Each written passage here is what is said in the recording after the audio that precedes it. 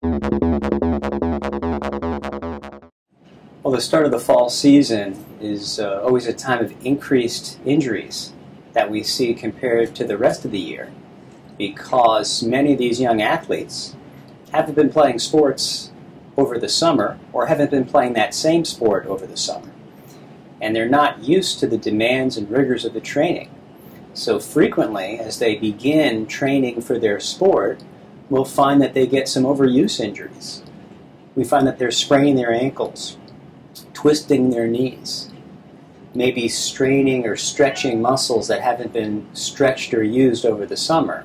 And that's why typically at the beginning of that fall season, after that summer layoff, we see a spike in the number of injuries. We see a lot of serious injuries, but we see way more non-serious injuries in that scenario. So it really is somewhat sports specific. So the youngsters who are playing football will get a lot of knee injuries, either from contact and tackling, or sometimes it's just from a twisting injury while they're doing the drills and scrimmaging before they actually play. They also are prone to develop ankle injuries because they have to do such quick turns, they have to do such quick stops.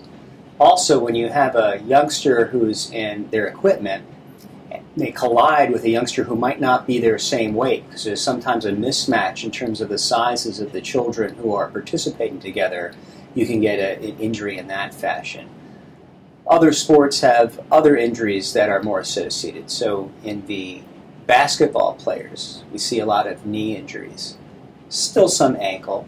We also get some shoulder injuries in those basketball players from their overhead activity. In the soccer players, we see hip injuries because of the kicking. We see the knee injuries and the ankle sprains and strains. In the cheerleaders, we see the whole gamut because they don't have that much protective gear on. So frequently they'll get ankle, they'll get knee, they'll get shoulder, and even some back injuries in the cheerleaders. Well, one of the things they can do is they can do some pre-season training to get themselves in shape before they begin the rigors of the process of the practices. Sometimes the amount of energy that gets exerted in the practice is more than they actually have during the game. So a general cross-training type of regimen is the best way to prepare. So rather than just lift weights or just run, or just do a swim or bicycle, it's best if there can be a rotating schedule that allows the entire body to be exercised.